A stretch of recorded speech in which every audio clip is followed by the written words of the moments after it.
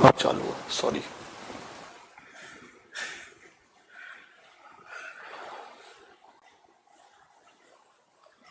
Comment नहीं आ रहा कोई भी? अब आ रहा। नमस्कार स्टूडेंट्स, और मैं आपके सामने डीके चौधरी, जीएस वर्ल्ड की लाइव क्लास में आप सभी का स्वागत है। देखिए, अभी थोड़ा सा माइक में कोई टेक्निकल प्रॉब्लम हो गई थी जिसकी वजह से आवाज नहीं आ पा रही थी, लेकिन अब आवाज आ रही होगी आप लोगों को। तो मैं फिर से थोड़ा सा 5 मिनट का जो है बीच में जो आवाज नहीं आई थी, तो मैं क्लियर कर देता हूं कि मैंने 5 मिनट में आप लोगों से क्या बोला था। देखिए, आज का जो टॉपिक होगा हमारा, हालांकि ये जो क्लास है वो पॉलिटी के रिगार्डिंग जो समसामयिक बिंदु हैं उन पर फोकस किया जा रहा है कि पॉलिटी से संबंधित किस तरीके से करंट अफेयर्स के क्वेश्चन आ सकते हैं। तो ये जो आज की क्लास है वो महत्वपूर्ण आर्टिकल से संबंधित है, जिसमें महत्वपूर्ण विधेयक और विधान की चर्चा हम करेंगे। हालांकि महत्वपूर्ण विधेयक या विधान की जब हम बात कर रहे हैं तो इससे संबंधित जो है यूपीएससी 2020 प्रीलिम्स में क्वेश्चन आ सकते हैं, यूपीपीसीएस 2020 के प्रीलिम्स में क्वेश्चन आ सकते हैं, या यूपीपीसीएस के अन्य एग्जाम है या अन्य स्टेट के जो पीसीएस एग्जाम है वहां पर यहां से क्वेश्चन पूछे जा सकते हैं, राइट। तो अब से पहले मेरी समसामयिकी बिंदु को लेकर, यानी कि समसामयिकी बिंदुओं को लेकर पॉलिटी से संबंधित अब तक 4 क्लास हो चुकी हैं और ये मेरा 5वीं क्लास है, और लगभग 1 या 2 क्लास अभी और भी हो सकती है। तो यहां पर हम चर्चा करेंगे कि पहली बात तो ये जो SC/ST act, prevention of atrocities act 1989 है, जो कि SC/ST एक्ट अत्याचार निवारण अधिनियम 1989 है। तो यहां पर फोकस किया जाएगा आप लोगों से कि जैसे पहला है कि ये जो SC/ST एक्ट है, अत्याचार निवारण अधिनियम 1989, तो ये सुर्खियों में क्यों रहा, उसका क्या रीजन रहा। सुप्रीम कोर्ट ने अभी कुछ दिन पहले ही अपना 3 जजों की बेंच ने एक डिसीजन दिया, जिसको 2 जजों की बेंच ने पलट दिया। आपको पता होगा कि 2018 में मार्च अप्रैल का महीना था जहां सुप्रीम कोर्ट ने SC/ST एक्ट 1989 में बदलाव किया कि वहां एक अग्रिम जमानत को समाप्त कर दिया, यानी कि अग्रिम जमानत की जा सकती है। और वहां पर यह बोला गया कि SC/ST एक्ट के थ्रू अगर किसी व्यक्ति की गिरफ्तारी की जाती है तो एक सक्षम अधिकारी के द्वारा परमिशन लेनी होगी, तभी गिरफ्तारी की जा सकती है। और आपने इसमें देखा होगा कि फिर आंदोलन हुआ, हिंसक आंदोलन हुआ, देन कुल मिलाकर अक्टूबर के महीने में 2018 में पार्लियामेंट ने इसको जो है सुप्रीम कोर्ट के डिसीजन को चेंज कर दिया।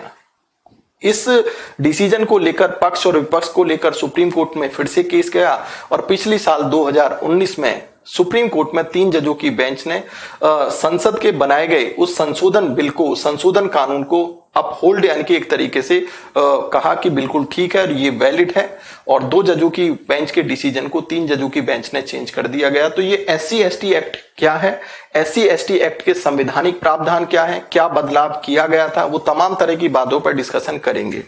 दूसरा पॉइंट है आपके सामने कि यहां पर जो inter state river water disputes amendment bill 2019 है, ये काफी इंपोर्टेंट है। मैं आपको बता दूं कि जो अंतर्राज्यीय जो नदी जल विवाद विधेयक 2019 है, ये इंपोर्टेंट इसलिए हो जाता है क्योंकि 1956 में एक नदी जल बोर्ड बनाने की बात की गई संसद के द्वारा, और ये इसके लिए ट्रिब्यूनल्स भी बनाए गए। लेकिन हमारे देश में कई ट्रिब्यूनल्स हैं, यानी कि 6 से ज्यादा, यानी कि 5-6 ट्रिब्यूनल्स या उससे ज्यादा ट्रिब्यूनल्स हैं, अलग अलग नदी के लिए बनाए गए। लेकिन इस बिल में एक बात ये कही गई है कि सारे ट्रिब्यूनल्स को समाप्त कर दिया जाएगा और ओनली एकल ट्रिब्यूनल्स रहेगा। तो पिछले ट्रिब्यूनल्स के द्वारा क्या क्या कमियां रही हैं, उन कमियों को दूर करने के लिए ये विधेयक लाया गया है कि किस तरीके से जो नदी जल विवादों को दूर किया जा सकता है। तो ये काफी इंपॉर्टेंट है, इस पर पूरा फोकस किया जाएगा कि भाई पहले 1956 का जो रिवर वाटर डिस्प्यूट्स जो लॉ था, जो कानून था, वो क्या था, तो उसमें फेरबदल क्या किए जाएंगे, और 2019 का जो ये रिवर वाटर डिस्प्यूट्स बिल क्या है। RTI एक्ट, अमेंडमेंट एक्ट की बात करें, जो सूचना का अधिकार संशोधन अधिनियम 2019 है, इसको मैं पिछली क्लासों में पढ़ा चुका हूं। तो RTI एक्ट में क्या क्या बदलाव किए गए हैं वो सारी चीजें मैंने आपको क्लियर कर दी है। साथ में न्यायपालिका जो चीफ जस्टिस ऑफिस जो है वो RTI के दायरे में आता है, ये भी एक बदलाव हुआ है। और साथ में आप जानते हो RTI एक्ट में बदलाव, जैसे कि सूचना का अधिकार अधिनियम के तहत मुख्य सूचना आयुक्त है या जो अन्य सूचना आयुक्त हैं, चाहे सेंटर का चाहे स्टेट का, तो उनके कार्यकाल जो है वो पहले 5 साल था, लेकिन अब केंद्र सरकार पर डिपेंड करेगा। साथ में इनके जो वेतन है, भत्ते हैं, साथ में इनकी जो सेवा शर्तें हैं, अब उनके लिए केंद्र सरकार कानून बनाएगी जैसा केंद्र सरकार चाहेगी। तो एक इस एक्ट में बहुत बड़ा बदलाव ये हुआ। Protection of human right act की अगर हम बात करें, मानव अधिकार संरक्षण अधिनियम की, जो 1993 का एक्ट है, उसमें संशोधन करते हुए 2019 में क्या क्या बदलाव, ये भी ऑलरेडी मैं पिछली क्लासों में आपको करवा चुका हूं। तो आरटीआई अमेंडमेंट एक्ट मुझे बताने की आवश्यकता नहीं है, मेरी आप पिछली वीडियो समसामयिक बिंदुओं की देख सकते हो। और protection of human rights amendment act 2019 में क्या बदलाव हुआ है वो भी आप देख सकते हो। इसके अलावा ये जो आपका सिटीजनशिप जो अमेंडमेंट एक्ट है कि भाई नागरिकता संशोधन कानून है, इसको लेकर क्यों विरोध हुआ, ये नागरिकता संशोधन कानून 2019 क्या है ये ऑलरेडी मैं बता चुका हूं। एनआरसी नेशनल जो रजिस्टर फॉर सिटीजनशिप क्या है, एनपीआर नेशनल पॉपुलेशन रजिस्टर क्या है, ये भी ऑलरेडी बता चुका हूं। लेकिन इसके अलावा एक मुस्लिम महिला विवाह अधिकार संरक्षण अधिनियम 2019, ये जो आपने देखा होगा कि 3 तलाक को लेकर जो सुप्रीम कोर्ट में केस गया था, जिसको हम सायरा बानो केस कहते हैं, तो वहां पर 3 तलाक को समाप्त किया गया और संसद से बोल दिया गया कि 3 तलाक को समाप्त करते हुए एक नया 3 तलाक के लिए बिल आना चाहिए, कानून पास होना चाहिए। और लगभग 2 साल लगे उस कानून को पास होने में। और ये कानून कौन सा बना, मुस्लिम यानी कि Muslim women protection of rights on marriage act बना 2019 का। ये क्या है, इसमें क्या क्या प्रोविजन है, इसके साथ जो डोमेस्टिक वायलेंस होता है, जो घरेलू हिंसा होती है, उनसे संबंधित क्या क्या कानून होते हैं, और साथ में जो कार्यस्थल पर महिलाओं का उत्पीड़न जो होता है, हालांकि इसको फंडामेंटल राइट माना गया सुप्रीम कोर्ट के आर्टिकल 21 के अनुसार। विशाखा जो केस जो कि काफी फेमस है, और कार्यस्थल पर महिलाओं के उत्पीड़न से संबंधित जो कानून है वो क्या है। इसके अलावा महिलाओं के जो प्रजनन अधिकार विधेयक है, उसमें सैरोगेसी विधेयक क्या होता है, जो गर्भ का चिकित्सीय समापन संशोधन विधेयक 2020 क्या है। इसके अलावा हालांकि और भी एक्ट है जिन पर डिस्कशन करना है, हालांकि करीबन जो है 15-16 एक्ट या कानून है या विधेयक है जो कि आपके एग्जामिनेशन के पॉइंट ऑफ व्यू से इंपोर्टेंट है। तो अभी सबसे पहले मैं आज देखता हूं कि कितने कानूनों पर फोकस किया जा सकता है, कितने कानून, तो एक एक को लेकर मैं चलता हूं। हालांकि उनमें से जो मैंने अभी आप लोगों को बताया है 2-3 कानून या जो संशोधन एक्ट है उनमें बदलाव जो हुए हैं वो ऑलरेडी मैं पिछली क्लासों में करवा चुका हूं। जैसे नागरिकता संशोधन कानून, उसमें मुझे बताने की आवश्यकता नहीं है। एनआरसी क्या है, ठीक है, एनपीआर क्या है, मुझे बताने की आवश्यकता नहीं है। आरटीआई अमेंडमेंट एक्ट क्या है, उसमें मुझे बताने की आवश्यकता नहीं, ऑलरेडी पिछली क्लास में करवा चुका हूं। इसके अलावा जो ह्यूमन राइट जो अमेंडमेंट एक्ट है उसको मैं करवा चुका हूं, उसे मुझे बताने की आवश्यकता नहीं है। तो सबसे पहले हम फिर चलते हैं, हम देख लेते हैं। सबसे पहले चलो हम इंटर स्टेट की बात कर लेते हैं। इंटर स्टेट जो आपका अमेंडमेंट एक्ट है, रिवर वाटर डिस्प्यूट्स जो अमेंडमेंट 2019 है,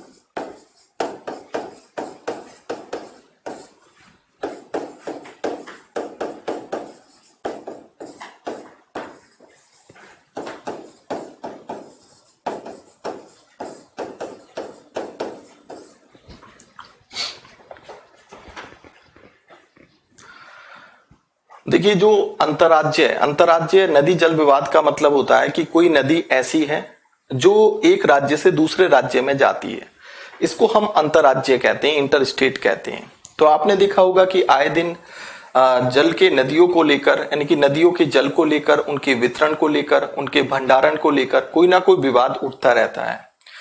वही एक राज्य आरोप लगाता है दूसरे राज्य पे कि हमें जितना पानी मिलना चाहिए था उतना पानी हमें नहीं मिला है। तो पहली बात तो ये आती है कि जब हम अपने संवैधानिक प्रावधानों की बात करते हैं, पहली बात तो मैं आपको बता दूं कि ये विधेयक 2019 यानी कि जो inter state river water disputes bill 2019 क्यों लाया जा रहा है, उसका क्या रीजन है। इसका मतलब कहीं ना कहीं पिछले कानूनों में कोई ना कोई दिक्कत रही है। ठीक है, पिछले कानूनों में कोई ना कोई दिक्कत रही है। तो अगर हम बात करें तो एक तरीके से इसको रिप्लेस किया जाएगा, अंतर्राज्यीय जल विवाद 1956 के द्वारा प्रस्तावित किया जाएगा। तो पहला पॉइंट मैं आपको बता दूं कि ये जो नया बिल है इसको अंतर्राज्यीय नदी जल विवाद जो कानून था 1956 से प्रतिस्थापित किया जाएगा। कहने का मतलब ये 1956 का जो कानून है जो कि पार्लियामेंट के द्वारा बनाया गया है, तो इस 2019 का जो बिल है अंतर्राज्यीय नदी जल विवाद संशोधन विधेयक से इसको प्रस्तापित यानी कि इस 1956 के कानून को प्रतिस्थापित कर दिया जाएगा। अब बात यह आती है कि 1956 का जो कानून बना हुआ है ऑलरेडी, इसको प्रतिस्थापित करने की क्यों आवश्यकता है। इसका मतलब कहीं ना कहीं नदियों के जल बंटवारे को लेकर कहीं ना कहीं कमियां हैं। देखिए, सबसे पहले जब हम संवैधानिक प्रावधानों की बात करते हैं तो ये नदी जल विवाद की जो बात आती है वो हमारे आर्टिकल 262 में आती है। आर्टिकल 262 के सब क्लॉज 1 के अनुसार देखें तो कोई भी नदी है या कोई किसी तरह का नदियों के जल के पानी से संबंधित कोई विवाद है, उनके वितरण से संबंधित विवाद है या उनके संग्रहण से संबंधित कोई विवाद है, तो हमारा संविधान आर्टिकल 262 के सब क्लॉज 1 के अनुसार ये कहता है कि संसद को कानून बनाने का अधिकार है। फिर आर्टिकल 262 का ही सब क्लॉज 2 ये कहता है कि संसद को कानून बनाने का अधिकार है कि वो सुप्रीम कोर्ट को इसके अधिकार क्षेत्र से बाहर रख सकती है, और सुप्रीम कोर्ट को इसके अधिकार क्षेत्र से अभी इस नदी जल विवाद को लेकर बाहर रखा गया है। राइट। लेकिन एक बात और मैं बता दूं आपको, ऐसा नहीं है। जब हम आर्टिकल 136 की बात करते हैं तो वहां पर स्पेशल लीव की बात की गई है, स्पेशल लीव टू अपील की बात की गई है कि यानी कि कहने का मतलब है कि कुछ विशेष कंडीशन में सुप्रीम कोर्ट अपने विवेकानुसार किसी कोर्ट के यानी कि विवाद को या किसी अधिकरण ट्रिब्यूनल्स के विवाद को वो अपने अंडर में यानी कि वहां पर जो है विवाद, उन विवादों को सुप्रीम कोर्ट में लाया जा सकता है। तो होता क्या है कि जैसे कोई नदी ट्रिब्यूनल्स बनाया गया तो नदी ट्रिब्यूनल्स जो है उसके फैसले से अगर कोई राज्य या कोई बॉडी अगर सहमत नहीं है तो आर्टिकल 136 के अनुसार सुप्रीम कोर्ट में भी मामला लाया जाता है। लेकिन कहीं ना कहीं ये कम, क्योंकि नदी जल बोर्ड हमने नदियों से संबंधित हमने अधिकरण बना दिए हैं, लेकिन फिर भी विवादों को नहीं सुलझाया जा रहा है, तो फिर बहुत लंबे टाइम से ये एक आवश्यकता लगी कि कहीं ना कहीं इन विवादों को सुलझाने के लिए एक अधिकरण होना चाहिए और उसको मजबूती दी जानी चाहिए। क्योंकि अब से पिछले जो जितने भी नदी जल विवादों को लेकर जितने भी ट्रिब्यूनल्स या अधिकरण बने हैं वो उतने मजबूत नहीं थे। तो अधिक मजबूत बनाने के लिए इस 1956 का जो कानून है इसको 2019 के बिल से प्रतिस्थापित कर दिया जाएगा। तो कुछ हम ये देख लेते हैं कि पहले तो हम संवैधानिक प्रावधानों की बात कर लेते हैं कि संवैधानिक प्रावधान है क्या। देखिए, यहां पर एक बात और मैं बता दूं कि अगर मैं संवैधानिक प्रावधानों की बात करूं तो ये जो संवैधानिक प्रावधान है वो क्या कहते हैं। जो नदी जल विवाद को लेकर हमारे संवैधानिक प्रावधान क्या है, यहां पर सबसे पहले आ जाता है आर्टिकल 262 का सब क्लॉज 1। 262 का सब क्लॉज 1 क्या कहते हैं कि जैसे अगर कोई अंतर्राज्यीय नदी है तो यानी कि संसद को विधि बनाने का अधिकार है। संसद विधि द्वारा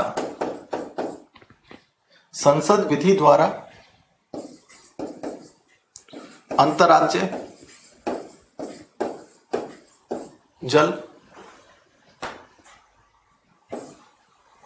या जल मात्रा या उनका वितरण या नदी घाटी है, वितरण से संबंधित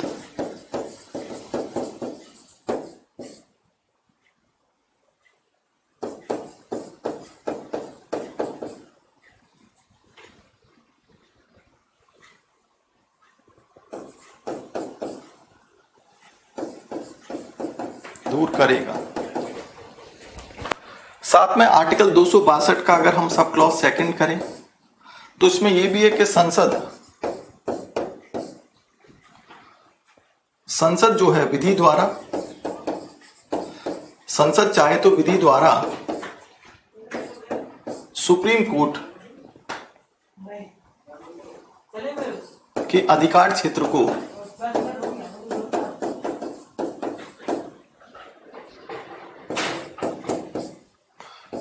ऐसे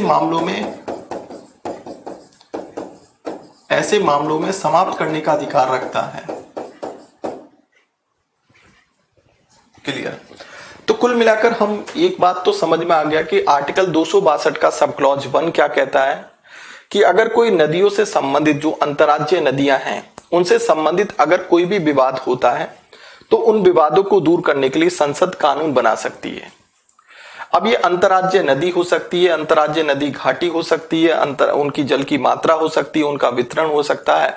तो संसद को विधि बनाने का अधिकार दिया है और संसद के द्वारा आर्टिकल 262 के सब क्लॉज 1 के अनुसार संसद ने विधि बनाई भी है, कानून बनाई है। क्योंकि इसके लिए कुछ जल बोर्ड बनाने का अधिकार, यानी कि 1956 में कुछ जल बोर्ड बनाए गए। हालांकि जल बोर्ड बनाने की बात की गई, यहां पर बात यह आ जाती है कि इसमें बोला गया कि नदी जल बोर्ड अधिनियम की बात की गई कि नदी जल बोर्ड अधिनियम बनाया जाएगा और अंतर्राज्यीय जल विवाद अधिनियम 1956 बनाया गया। मैं बता दूं,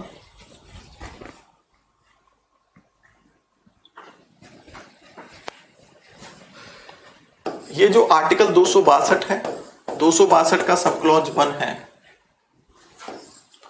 तो इसके तहत एक तो नदी जल बोर्ड बनाने की बात की गई, जो अभी तक नदी जल बोर्ड का गठन नहीं किया गया है।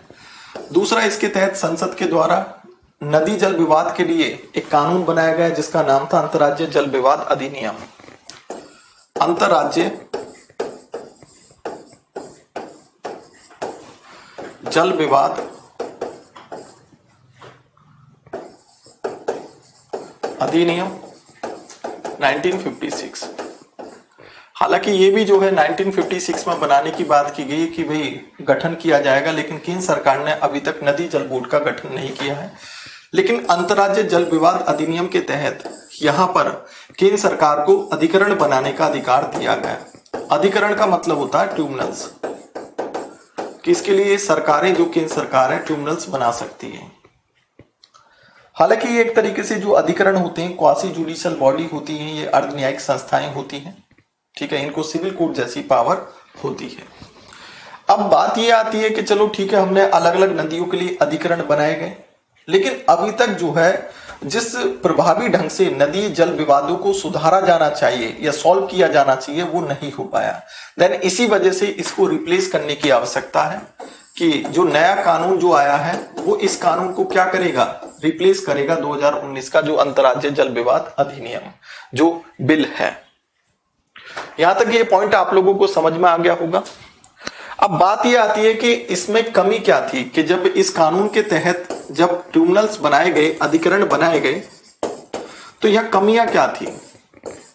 ठीक है, कमियों की बात देख लेते हैं हम। जब कमियों की यहां पर बात के देखते हैं, और यहां पर एक बात बोली कि सुप्रीम कोर्ट के ये जो अंतर्राज्यीय जल विवाद अधिनियम होगा 1956, वो सुप्रीम कोर्ट के अधिकार क्षेत्र में नहीं आएगा।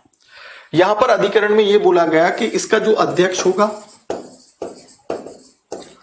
वो सुप्रीम कोर्ट का चीफ जस्टिस ऑफ इंडिया होगा, और साथ में सदस्य के रूप में अगर देखें तो 2 अन्य जज होंगे। अधिकरण में ये संभालेंगे किस एक्ट के अनुसार, इस अंतर्राज्यीय जल विवाद अधिनियम 1956 के अनुसार, जो अलग अलग अंतर्राज्यीय जल नदियों के लिए, नदियों के लिए जो अधिकरण बनाए गए हैं। अब बात यह आती है कि जो अधिकरण है इसमें और क्या कमियां थी। एक तो अगर हम बात करें संरचनात्मक समस्या कि ये जो अधिकरण होते थे जो अलग अलग नदियों के लिए बनाए गए हैं, इसमें अगर हम कमियों की बात करें तो हमें रिप्लेस करने की क्यों आवश्यकता पड़ी, हमें नए कानून बनाने की क्यों आवश्यकता है, तो कमियां कुछ ना कुछ तो होंगी। तो सबसे बड़ी कमी तो एक ये है कि ये जो अधिकरण है नदियों के लिए जो ट्रिब्यूनल्स बनाए गए हैं, इनमें एक कम तो संरचनात्मक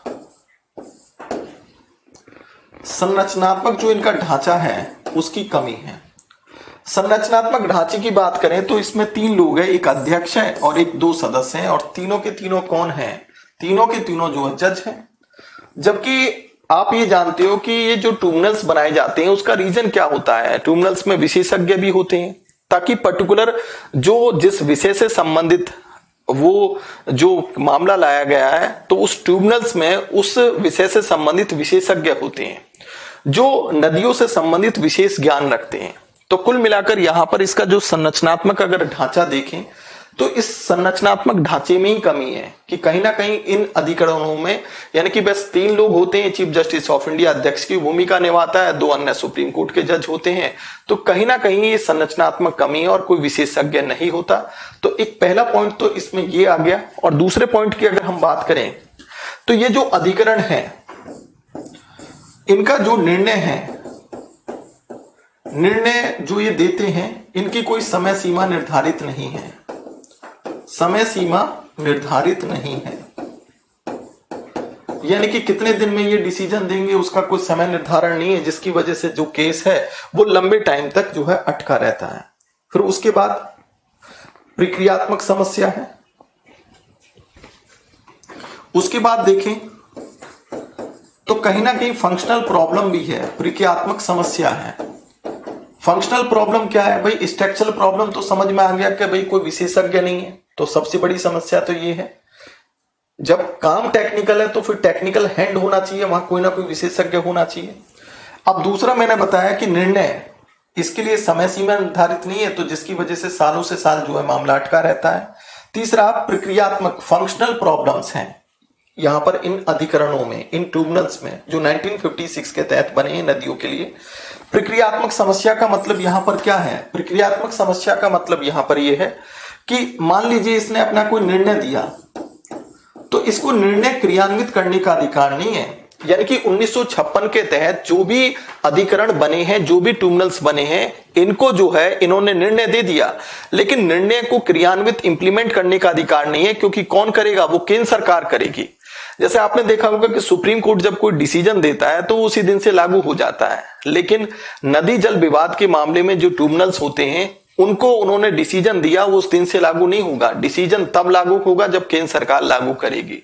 इसका मतलब कहीं ना कहीं उनको लागू करने में केंद्र सरकार की इच्छा शक्ति की कमी हो सकती है। तो ये कहीं ना कहीं फंक्शनल प्रॉब्लम है। तो कुल मिलाकर हालांकि प्रॉब्लम और भी है, लेकिन ज्यादा देर हम डिस्कशन नहीं कर सकते, लेकिन मेन प्रॉब्लम मैं बता देता हूं कि जो 1956 का जो अंतर्राज्यीय जल विवाद जो अधिनियम है, उनके तहत जो केंद्र सरकार अधिकरण बनाती है तो उनको रिप्लेस क्यों किया जा रहा है? एकल अधिकरण बनाने की बात नए बिल में क्यों कह दी गई है? उसका क्या रीजन है? तो उसका सबसे बड़ा रीजन ये है कि संरचनात्मक ढांचे में कहीं ना कहीं कमी है, क्योंकि कोई विशेषज्ञ नहीं है। दूसरी कमी, इनके निर्णय लेने में कहीं जब ये जो अधिकरण है वो निर्णय देते हैं तो इनकी समय सीमा कोई निर्धारित नहीं है। और तीसरी सबसे बड़ी कमी है फंक्शनल प्रॉब्लम है, प्रक्रियात्मक समस्या है। और वो प्रक्रियात्मक समस्या क्या है कि समस्या यह है कि अधिकरण को अल्टीमेट अथॉरिटी नहीं है। अल्टीमेट अथॉरिटी का मतलब है कि जब ये ट्रिब्यूनल्स अपना डिसीजन देते हैं तो इनको तुरंत लागू नहीं किया जाता, केंद्र सरकार को लागू करने का अधिकार है। अब आ जाते हैं कि जो नया बिल है अंतर्राज्यीय जल विवाद को लेकर, उसमें क्या क्या बातें बोली गई हैं और किस तरीके से नदियों के जल विवादों को दूर करने का मामला दूर कैसे किया जा सकता है। तो अब आ जाते हैं हम दूसरे पॉइंट पर कि भाई क्या क्या पॉइंट रखे गए हैं।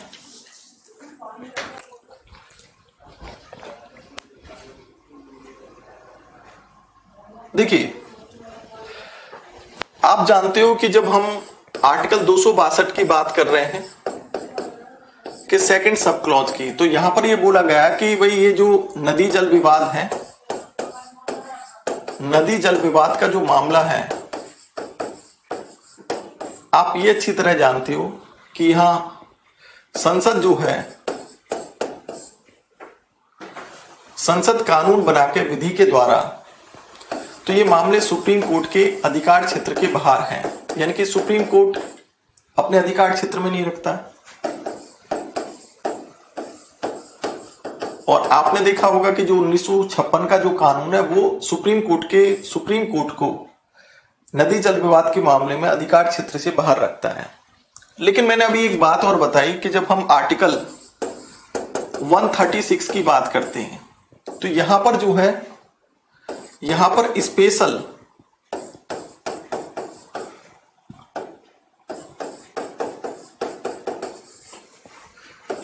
लीव टू अपील की बात की जाती है। यह सुप्रीम कोर्ट के पास एक विवेकाधीन अधिकार है और ये सुप्रीम कोर्ट के पास ये विवेकाधीन अधिकार क्या है? सुप्रीम कोर्ट आर्टिकल 136 के अनुसार क्या अधिकार रखता है? विशेष इजाजत का अधिकार है और आर्टिकल 136 के तहत जो है हमारे इंडिया का कोई भी कोर्ट है या अधिकरण है वो मामला सुप्रीम कोर्ट में लाया जा सकता है, सुप्रीम कोर्ट में लाया जा सकता है। तो अब से पहले क्या हो रहा था, तो जैसे आपने देखा होगा कि कोई नदी जल विवाद था तो नदी जल विवाद सीधा डायरेक्ट सुप्रीम कोर्ट में नहीं जा सकता या किसी न्यायालय में नहीं जा सकता। लेकिन नदी जल विवाद के लिए 1956 के अनुसार, आपने इस एक्ट के अनुसार अंतर्राज्यीय जल विवाद के अनुसार देखा होगा, तो इसके लिए अधिकरण बनाए हुए थे अलग अलग, किसके लिए? अलग अलग नदियों के लिए। अब क्योंकि इस अधिकरण में ही कमियां थी, लेकिन अगर कोई पार्टी इस अधिकरण से के डिसीजन से सहमत नहीं थी तो तब मामला आर्टिकल 136 के अनुसार सुप्रीम कोर्ट में जाता था।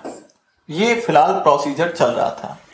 इसका मतलब, कहने का मतलब यहां पर हम ये कह सकते हैं कि बेशक आर्टिकल 262 के अनुसार सुप्रीम कोर्ट नदी जल विवाद में इंटरफेयर नहीं कर सकता और इंटरफेयर कर भी नहीं रहा था, क्योंकि आप नदी जल विवाद को सीधे सीधे सुप्रीम कोर्ट या किसी अन्य कोर्ट में नहीं ला सकते। इसके लिए यह था कि केंद्र सरकार के द्वारा उसके लिए केंद्र सरकार जो है उस जल विवाद के लिए अधिकरण बनाती है और वो अधिकरण जो डिसीजन देगा तब उसको आर्टिकल 136 के तहत स्पेशल लीव के द्वारा सुप्रीम कोर्ट में चुनौती दी जा सकती है अगर पार्टी संतुष्ट नहीं है। तो अब तक ये काम हो रहा था, लेकिन अब बदलाव जो आया, बदलाव की बात क्या चल रही थी?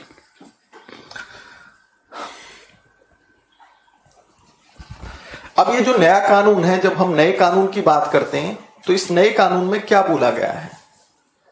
अब इस नए कानून में जो बोला गया उस नए कानूनों को हम देख लेते हैं कि उस नए कानून में क्या बोल दिया गया है कि भाई अंतर्राज्यीय जल विवाद संशोधन विधेयक,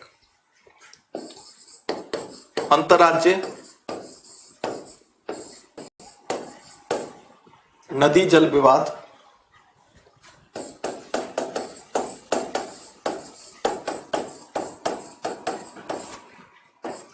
जो संशोधन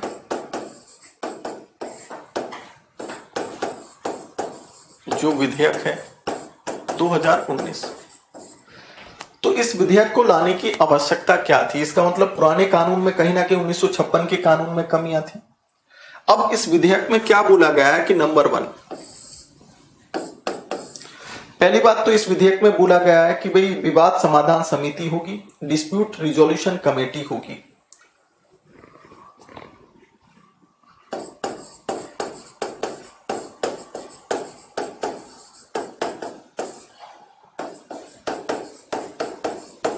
इसको कहेंगे डिस्प्यूट रिजोल्यूशन समिति कमेटी।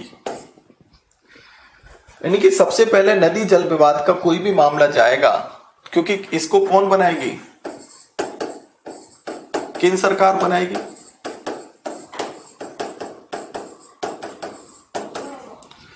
अब इसमें विवाद समाधान समिति में कौन होंगे? इसमें विशेषज्ञ होंगे, ठीक है, क्योंकि वहां पर अधिकरणों में विशेषज्ञ नहीं थे।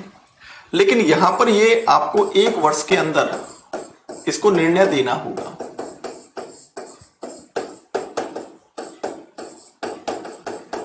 लेकिन 6 महीने के लिए, यानी कि अगर ये निर्णय नहीं ले पाती है तो ये 6 महीने के लिए इसका और क्या टाइमिंग बढ़ाया जा सकता है, यानी कि 6 महीने बढ़ाया जा सकता है, 6 महीने से ज्यादा नहीं। यानी कि कुल मिलाकर हम ये कह सकते हैं कि 1.5 साल में इसको अपना जो निर्णय देना होगा। अगर इस निर्णय से कोई संतुष्ट नहीं है, इस समिति के निर्णय से, तो कुल मिलाकर अब मामला कहां जाएगा, अधिकरण में जाएगा। तो यहां पर अब दूसरे पॉइंट में यह बोला गया है कि एकल यानी कि सारे के सारे अधिकरण को क्या समाप्त कर दिया जाएगा और एकल जो अंतरराज्य जल अधिकरण की स्थापना की जाएगी। एकल अंतरराज्य नदी जल विवाद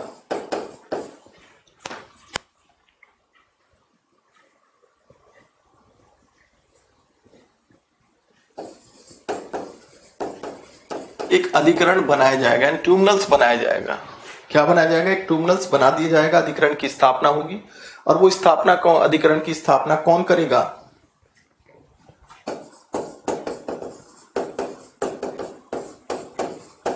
केंद्र सरकार करेगी। अब इसमें 1+6 यानी कि टोटल इसमें 7 मेंबर होंगे।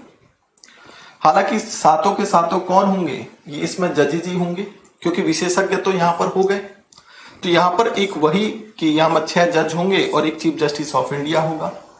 तो ये जो डिसीजन है इसको 2 वर्ष में निर्णय लेना होगा, यानी कि टाइम बाउंड किया जा रहा है, 2 वर्ष में इसको निर्णय देना होगा। और अगर ये 2 वर्ष में अपना निर्णय नहीं दे पाती है तो 1 वर्ष बढ़ाया जा सकता है, 1 वर्ष बढ़ाया जा सकता है। यानी कि कहने का मतलब ये है कि 3 साल में इसको डिसीजन हर हालत में देना होगा। तो कहने का मतलब है जितने भी सारे अधिकरण है उनको समाप्त कर दिया जाएगा और सबके स्थान पर एकल अंतरराज्य नदी जल विवाद अधिकरण बना दिया जाएगा, चाहे हमारे देश में जितने भी अधिकरण चल रहे हों। और इसमें टोटल सदस्यों की संख्या जो होगी वो एक अध्यक्ष 6 सदस्य होंगे और इसका टाइमिंग 2 साल का होगा। अब बात आती है कि ये इसके जो निर्णय होंगे, निर्णय जो होंगे वो अंतिम होंगे, यानी कि हम ये कह सकते हैं कि इसके जो निर्णय होंगे वो अंतिम माने जाएंगे और बाध्यकारी होंगे। क्या होंगे, बाध्यकारी होंगे, राइट। यानी कि अन्य किसी कोर्ट में फिर चुनौती नहीं दी जाएगी। तो मेरा कहने का या बताने का मतलब यहां पर यही है कि अगर हम अंतरराज्य जल विवाद की बात करें तो ये जो नया बिल लाया जा रहा है तो इसमें नए बिल में पुराने बिल को रिप्लेस करने के लिए क्यों बोला गया, क्योंकि पुराने विधेयक में कहीं ना कहीं पुराने कानून में कमियां थी। उन कमियों को दूर करने के लिए ये नया प्रपोजल एक तरीके से रखा गया और ये विधेयक जो एक तरीके से रिप्लेस कर देगा। तो इसमें सबसे पहले क्या होगा, एक डिस्प्यूट जो है इनकी विवाद समाधान समिति केंद्र सरकार के द्वारा बनेगी। जब कोई नदी का जल विवाद का मामला होगा इसमें विशेषज्ञ व्यक्ति बैठे होंगे और 1 साल में इसको डिसीजन देना होगा। हालांकि अगर 1 साल में नहीं दे पाती है तो 6 महीने का टाइम बढ़ाया जा सकता है। उसके बाद अगर मामले को वहां संतुष्टि नहीं मिल पाती है तो फिर एकल, क्योंकि यहां पर इस कानून में इस बिल में यह भी है कि एकल अंतरराज्य नदी जल विवाद अधिकरण बनाया जाएगा, सारे अधिकरणों को समाप्त कर दिया जाएगा और सभी नदियों के लिए एक ही ट्रिब्यूनल्स होगा। जब ये मामला यहां से ट्रिब्यूनल्स में पहुंचेगा तो इसका भी गठन कौन करेगी, केंद्र सरकार करेगी। और यहां पर 7 होंगे, एक अध्यक्ष होगा, 6 मेंबर होंगे, सातों के सातों जज होंगे और इसमें 2 वर्ष में निर्णय लेना होगा। अगर नहीं ले पाती है तो 1 वर्ष और बढ़ाया जा सकता है और इसका जो निर्णय होगा वो अंतिम होगा और बाध्यकारी होगा। इसको अन्य किसी कोर्ट में चुनौती नहीं दी जा सकती है, राइट। तो ये नया विधेयक है अंतरराज्य जल नदी जल विवाद को लेकर। आई थिंक ये पॉइंट आपको बिल्कुल क्लियर हो गया होगा। तो यहां से क्वेश्चन आपके एग्जामिनेशन में पूछा जा सकता है। अब दूसरा हम लेते हैं, जैसे बात करते हैं हम SC/ST एक्ट की बात कर लेते हैं कि SC/ST एक्ट के साथ क्या कहानी हुई और वो SC/ST एक्ट है क्या, कि क्या क्या हुआ।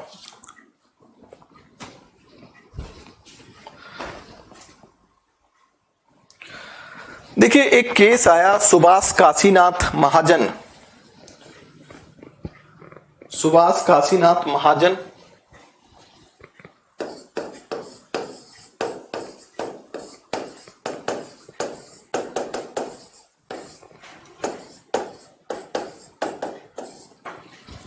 वर्सेस महाराष्ट्र राज्यवाद।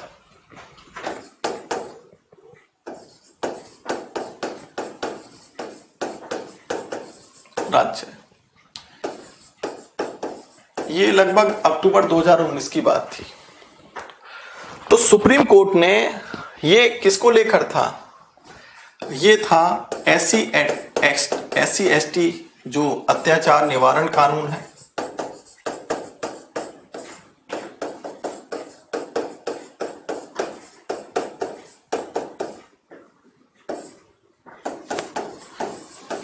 को लेकर था। तो यहां पर सुप्रीम कोर्ट ने इस केस में 2019 में अपना डिसीजन 3 जजों की बेंच बनी थी और डिसीजन में उसने ये कहा कि सरकार के द्वारा जो संशोधन किए गए थे उनको बरकरार रखा। आप ये जानते हो कि अप्रैल का मामला था, अप्रैल को हिंसक आंदोलन हुआ था। अक्टूबर 2018 में SC ST सुप्रीम कोर्ट के डिसीजन को पार्लियामेंट ने चेंज किया था। तो इसको लेकर जो सुप्रीम कोर्ट यानी कि जो संसद ने सुप्रीम कोर्ट के डिसीजन को चेंज किया था, तो उस डिसीजन को फिर से चुनौती सुप्रीम कोर्ट में दी गई। तो उसको जो है अब जो है बरकरार रखा गया। 3 जजों की बेंच ने कहा कि ये बिल्कुल सही है। मैं कहानी थोड़ा सा आपको बता देता हूं कि क्या रहा।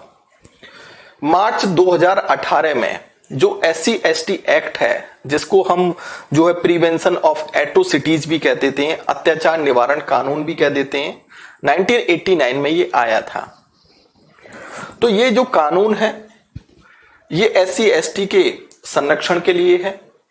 तो यहां पर सुप्रीम कोर्ट में 2018 का मामला था मार्च के महीने में। तो सुप्रीम कोर्ट ने SC ST एक्ट 1989 को लेकर एक बहुत बड़ा फैसला लिया और फैसले में यहां पर यह बोला गया, सुप्रीम कोर्ट ने यह कहा था, एक तो सुप्रीम कोर्ट ने कहा कि जो एक अग्रिम जमानत पर जो एंटीसेप्टी बेल है उस पर रोक लगा दी। और साथ में यानी कि कहने का मतलब है कि 2018 में सुप्रीम कोर्ट ने SC ST एक्ट में एक बदलाव कर दिया और कहा कि एक तो अग्रिम जमानत जो है, जो एंटीसेप्टी बेल होती है, उस पर रोक लगा दी गई कि भाई SC ST एक्ट के तहत अगर किसी की गिरफ्तारी होती है तो पहले एंटीसेप्टी बेल का प्रोविजन नहीं था। तो सुप्रीम कोर्ट ने कहा कि वो बेल ले सकता है, उसे जेल जाने की जरूरत नहीं है। जैसे ऐसे कई हैं अपराध होते हैं। दूसरा, यहां पर एक दूसरी बात ये कही गई कि भाई FIR दर्ज नहीं होगी। अगर कोई SC ST एक्ट का उल्लंघन करता है तो FIR डायरेक्ट दर्ज नहीं होगी, पहले जांच की जाएगी और जांच करने के बाद अगर FIR होती है तो पहले SP रैंक के अधिकारी से, जो एक सक्षम अधिकारी है SP रैंक का, उससे परमिशन लेनी होगी। देन तब जो है SC ST एक्ट के तहत जो है मामला दर्ज होगा। ऐसा क्यों हुआ था? सुप्रीम कोर्ट ने ऐसा डिसीजन क्यों दिया? उसका क्या रीजन था? तो सुप्रीम कोर्ट ने भी तो अपने कुछ ना कुछ आधार रखे होंगे। एक्चुअली में हुआ क्या था कि ये बात थी, सुप्रीम कोर्ट ने, ये मार्च 2018 की बात थी। सुप्रीम कोर्ट ने अपना डिसीजन दिया। सुप्रीम कोर्ट ने कहा कि भाई एक तो अग्रिम जमानत जो है का अधिकार मिलेगा SC ST एक्ट के थ्रू, जो अब तक नहीं मिलता था। और एक था प्रारंभिक जांच वाला मामला कि प्रारंभिक जांच होगी और सक्षम अधिकारी से पूछने के बाद ही FIR दर्ज होगी। सुप्रीम कोर्ट ने जो अपना डिसीजन इसलिए दिया था, नेशनल क्राइम ब्यूरो था 2016 में अपनी एक रिपोर्ट दी थी। उसमें यह बोला गया कि SC ST एक्ट के तहत जितने भी अपराध के मामले आते हैं उनमें SC के लिए 25% है और लगभग ये जो है ST के लिए ये लगभग 22% है। कुल मिलाकर हम एवरेजन माने तो 26-27% से नीचे नहीं है। यानी कि सुप्रीम नेशनल क्राइम ब्यूरो 2016 में अपनी रिपोर्ट में कहा कि भाई SC ST एक्ट के तहत जो भी व्यक्तियों को गिरफ्तार किया जाता है, जो भी इस कानून के तहत गिरफ्तार किए जाते हैं, एंड में लगभग 25-26% का रेशो है जो अपराध की श्रेणी में आते हैं, अन्यथा बाद में उन्हें छोड़ना पड़ता है क्योंकि इस कानून का दुरुपयोग होता है। इसको आधार मानते हुए सुप्रीम कोर्ट ने कहा कि इस कानून के दुरुपयोग हो रहे हैं और इस कानून के दुरुपयोग को रोकने के लिए इस SC ST एक्ट में एक बदलाव कर दिया गया कि भाई अग्रिम जमानत का पहली बात तो अधिकार होगा, यानी कि एंटीसेप्टी जो बेल होती है उसको लेने का अधिकार होगा, जो अब से पहले नहीं था। और साथ में प्रारंभिक जांच, क्योंकि पहले क्या होता था कि भाई सीधा सीधा SC ST के एक्ट के अनुसार FIR दर्ज होगी और तुरंत गिरफ्तार कर लिया जाएगा, लेकिन पहले प्रारंभिक जांच होगी और प्रारंभिक जांच होने के बाद एफआईआर तभी जो एफआईआर दर्ज की जाएगी जब एसपी रैंक का अधिकारी अपनी परमिशन देगा। यह था मार्च 2018 का मामला जब सुप्रीम कोर्ट ने अपना फैसला सुनाया। लेकिन अप्रैल में आपने देखा होगा कि बड़े हिंसक आंदोलन शुरू हो गए और सरकार को कहीं ना कहीं झुकना पड़ा और संसद में इसको SC/ST एक्ट में एक संशोधन कर दिया गया और सुप्रीम कोर्ट के डिसीजन को वहीं पर स्टॉप कर दिया गया, यानी कि उस पर रोक लगा दी गई। SC/ST एक्ट में बदलाव कर दिया गया। अब जो SC/ST एक्ट का जो संशोधन एक्ट था 2018 का, क्योंकि अक्टूबर में पार्लियामेंट ने किया था, अब इसको पक्ष और विपक्ष दोनों ने सुप्रीम कोर्ट में चुनौती दी। और ये केस कौन सा था? ये केस था सुभाष काशीनाथ महाराज वर्सेस महाराष्ट्र राज्य 2019। तो सुप्रीम कोर्ट ने यहां पर, क्योंकि 3 जजों की बेंच बनी थी इसमें, और इसमें जब मार्च 2008 में देखें तो 2 जजों की बेंच थी, तो 2 जजों की बेंच के डिसीजन को 3 जज तो चेंज कर सकते हैं। तो 3 जजों ने अपना 2-1 से डिसीजन दिया और कहा कि संसद ने जो संशोधन किया है और सुप्रीम कोर्ट के जो डिसीजन को चेंज किया है वो बिल्कुल सही है, वो वैलिड है। यानी कि एक तरीके से जो है संसद के बनाएगा, जो संसद ने जो संशोधन किया था SC/ST एक्ट में, उसको जो है वैध माना। ये अभी नवंबर या दिसंबर का मंथ था 2019 में, तब सुप्रीम कोर्ट ने फैसला सुनाया। तो 2018 के संसद के संशोधन को जो है बिल्कुल वैलिड सुप्रीम कोर्ट के 3 जजों ने मान लिया। और ये केस कौन सा था? ये केस था सुभाष काशीनाथ महाराज वर्सेस महाराष्ट्र राज्य। तो ये तो समझ में आ गया होगा कि कहानी एक तरीके से पुरानी जो कहानी थी वो क्या रही, ठीक है। लेकिन अब थोड़ा सा हम इसके विषय में थोड़ी बेसिक जानकारी रख लेते हैं कि ये बेसिक जानकारी है क्या। अब बेसिक जानकारी की बात करें कि अगर हम संवैधानिक प्रोविजन की बात करें, अगर हम संवैधानिक उपबंधों की बात करें, तो ये संवैधानिक उपबंध प्रोविजन क्या है? देखिए, एक तो है आर्टिकल, आप जानते हो डायरेक्ट 17 तो इससे संबंधित है, और कहीं आर्टिकल 14 या आर्टिकल जो 15 भी इससे संबंधित है। देखिए, आर्टिकल 17 क्या कहता है? छुआछूत के अंत की बात करता है, एबॉलिशन ऑफ अनटचेबिलिटी की बात करता है, यानी कि अस्पृश्यता के अंत की बात करता है, अस्पृश्यता का अंत। अब अस्पृश्यता का अंत मतलब, छुआछूत का अंत का मतलब क्या है? कि एक बड़ी जाति और जो छोटी जाति के बीच में जो डिफरेंस होता है वो खत्म होना चाहिए। और डॉक्टर BR अम्बेडकर साहब ने इसका काफी विरोध भी किया था कि हमारे देश में जो जातियों का भेदभाव है वो समाप्त होना चाहिए, ठीक है। और कायदे में अगर मैं बताऊं, मेरा व्यक्तिगत मानना ये है कि ये भेदभाव दूर होना चाहिए और ये जो कास्टिज्म प्रॉब्लम है ये भी समाप्त की जानी चाहिए। लेकिन ऐसा नहीं है। चलो देखते हैं आने वाले भविष्य में क्या होगा। देखिए, हालांकि देखो, गलत तो है कि बड़ी जातियां छोटी जातियों का शोषण करती हैं। हालांकि पहले बहुत होता था, लेकिन आज ऐसा नहीं है। आज काफी बड़े बदलाव आए हैं। शहरों में तो हम कह सकते हैं कि काफी बड़े बदलाव हैं। गांव में आज भी छुआछूत का जो है छुआछूत होता है कि भाई छोटी जातियों ही लोग मैला ढोने का काम क्यों करें। छोटी जातियों के साथ हम गलत शब्दों का प्रयोग क्यों करते हैं, ये कहीं ना कहीं गलत भी है। ऐसा नहीं होना चाहिए। और इसको दूर करने के लिए हमारे संविधान में जो है एक छुआछूत के अंत के लिए आर्टिकल 17 बनाया, जो कि अपने आप में एक मौलिक अधिकार है। और आप ये जानते हो कि मौलिक अधिकारों को लागू करने के लिए आर्टिकल 35 के अनुसार संसद को यह अधिकार है कि वो दंड के लिए प्रावधान कर सकती है। और यही कारण था कि आर्टिकल 17 को देखते हुए 2 कानून बने। पहला तो आपने देखा होगा कि एक सिविल राइट एक्ट बना, सिविल संरक्षण अधिकार सिविल राइट एक्ट। ये 19 कब की बात थी? 1955 की बात थी। हालांकि जो सिविल राइट एक्ट था, जो सिविल संरक्षण अधिकार 1955 है, ये इतना प्रभावी ढंग से काम नहीं कर पाया। तो एक जरूरत समझी गई कि भाई कोई दूसरा कानून होना चाहिए जो प्रभावी ढंग से जो इसको लागू कर सके और छुआछूत का अंत किया जा सके। देन इसके बाद फिर हुआ क्या कि एक SC/ST एक्ट बना। इसको हम SC/ST एक्ट ब्रैकेट में हम प्रिवेंशन ऑफ एट्रोसिटीज कह सकते हैं, अत्याचार निवारण कह सकते हैं, तो हम SC/ST एक्ट ही कह देते हैं। और ये 1989 में बना। इसको और ज्यादा जो है प्रभावी बनाया गया, दंड के अधिक प्रावधान कर दिए गए।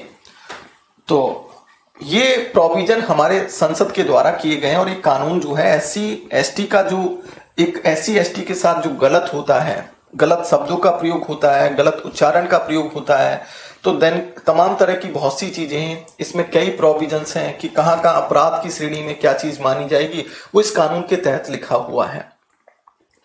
तो कुल मिलाकर जब हम इस कानून को वैलिड मान लिया गया, तो इसका मतलब आज की डेट में अगर हम देखें तो SC/ST एक्ट के तहत अग्रिम जमानत का अधिकार नहीं है, यानी कि एंटी सेफ्टी बेल का जो अधिकार है, अगर कोई SC/ST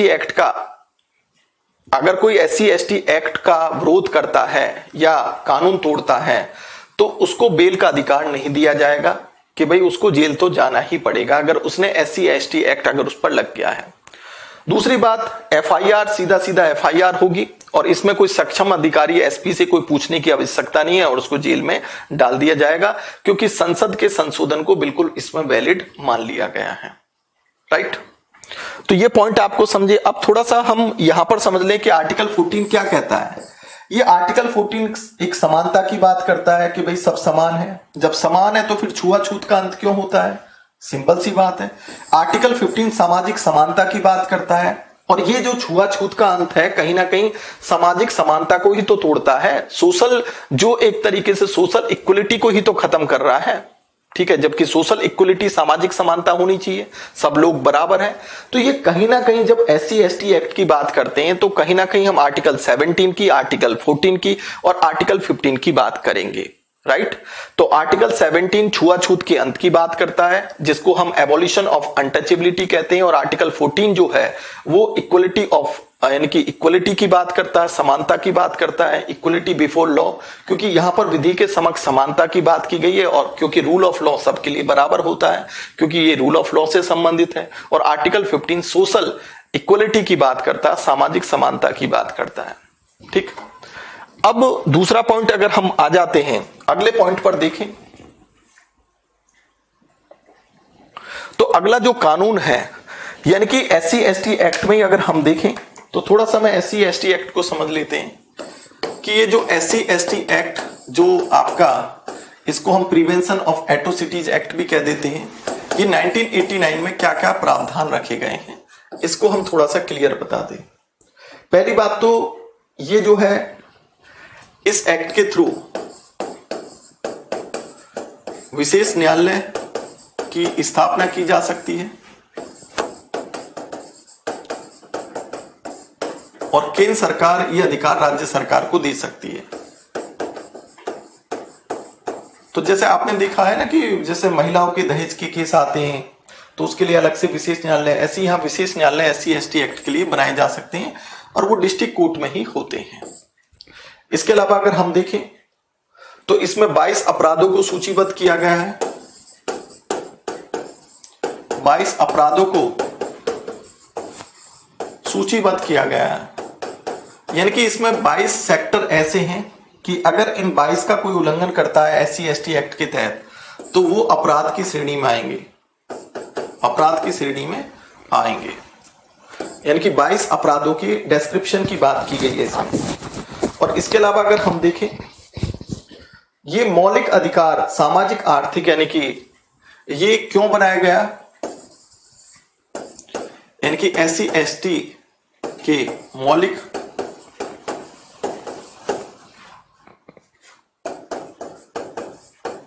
सामाजिक आर्थिक राजनीतिक और सांस्कृतिक संरक्षण प्राप्त हो, इसलिए इनको कानून को बना दिया गया है। कुल मिलाकर इसमें कुछ ज्यादा मुझे बताने की आवश्यकता नहीं है कि और ज्यादा क्या बताऊं। और केंद्र सरकार को इसके तहत नियम बनाने का अधिकार है, केंद्र सरकार को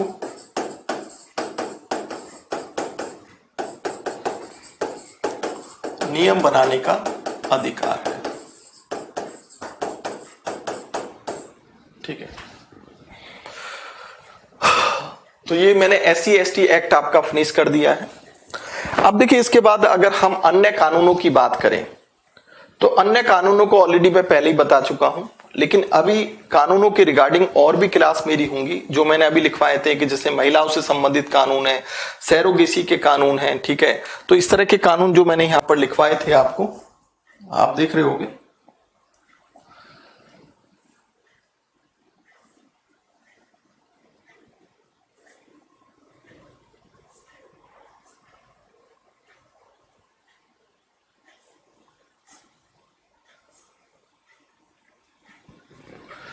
ये कानून भी आगे मैं बताऊंगा, लेकिन इससे पहले मैं आपको थोड़ा थोड़ा बता दूं कि बाद में महिलाओं के प्रजनन अधिकार है, सैरोगेसी विधेयक है, गर्भ का चिकित्सा कानून है, मुस्लिम महिला कानून जिसमें डोमेस्टिक वायलेंस है, खाड़ी स्थल पर महिलाओं के उत्पीड़न है। लेकिन सिटीजनशिप एक्ट में ऑलरेडी मैं पहले ही बता चुका हूं, और अभी मैंने इसमें और बताया था, एक आरटीआई एक्ट बताया था, वो मैं क्लियर करवा चुका हूं। देन ह्यूमन राइट्स से संबंधित एक्ट था, वो भी मैंने क्लियर करवा दिया कि क्या क्या परिवर्तन था। कि पहले ह्यूमन राइट्स में 9 लोग होते थे, 9 सदस्य थे अध्यक्ष सहित, और अब 13 सदस्य होते हैं। पहले आपने देखा होगा कि ह्यूमन राइट्स एक्ट 1993 के अनुसार एक retired chief justice of India ही बनता था इसके अध्यक्ष। अब retired chief justice of India के अलावा अन्य जज ऑफ सुप्रीम कोर्ट भी बन सकता है। पहले पुनः नियुक्ति का अधिकार भी था, ठीक है, 93 के एक्ट के अनुसार, ह्यूमन राइट एक्ट के अनुसार। लेकिन अब जो है पुनः नियुक्ति का अधिकार यहां पर नहीं दिया गया है। ऐसे ही आप देखोगे तो हम जब स्टेट ह्यूमन राइट कमीशन की बात करते हैं तो वहां पर जो रिटायर्ड हाई कोर्ट का चीफ जज होता था वही काम कर सकता था, लेकिन अब रिटायर्ड हाई कोर्ट का चीफ जज के अलावा अन्य जज ऑफ सुप्रीम कोर्ट भी जो है इसके अध्यक्ष के रूप में काम कर सकते हैं। फिर दूसरी जो 9 मेंबर और 13 मेंबर की मैंने बात की अध्यक्ष सहित की अगर बात करें, तो पहले जो होते थे नेशनल ह्यूमन राइट कमीशन 1993 के अनुसार, आप जानते हो कि पहले एक अध्यक्ष होता था और इसमें 4 जो परमानेंट मेंबर होते थे और 4 नॉन परमानेंट यानी कि पदेन मेंबर होते थे। अब एक तो चेयरमैन होता है और साथ में जो 5 हैं वो परमानेंट मेंबर होते हैं, और इसके अलावा जो 7 हैं वो पदेन जो है मेंबर होते हैं। तो ये परिवर्तन कर दिया गया। राइट टू इंफॉर्मेशन का बता दिया। सिटीजनशिप में अमेंडमेंट एक्ट ऑलरेडी मैं पहले ही करवा चुका हूं, एनआरसी को अच्छे तरीके से बता चुका हूं, एनपीआर को अच्छे तरीके से बता दिया है। अब नेक्स्ट क्लास में जो मैं करवाऊंगा वो आगे के जो एक्ट हैं वो मैं करवाऊंगा। तो आज की क्लास तो मैं यहीं पर ऑफ करना चाहूंगा, ठीक है, आज की क्लास यहीं पर ऑफ करूंगा। नेक्स्ट क्लास जो होगी उसमें जो अन्य कानून है, ये जो सैरोगेसी कानून है, डोमेस्टिक वायलेंस कानून है, इसके अलावा जो अन्य और भी कानून है, लगभग 14-15 कानून के विषय में मैं आपको करवा दूंगा, जिसमें से मैं लगभग 5-6 कानून आपको विधेयक में ऑलरेडी बता चुका हूं। तो आज की क्लास में यहीं पर समाप्त करूंगा। नेक्स्ट क्लास में मिलते हैं इसी जोश के साथ। और आप जो है अगर आपको कोई पॉइंट क्लियर ना आया हो तो उसके लिए आप जो है कमेंट भी कर सकते हो या कमेंट में मेरे से पूछ भी सकते हो। तो बच्चों धन्यवाद, नमस्कार, जय हिंद।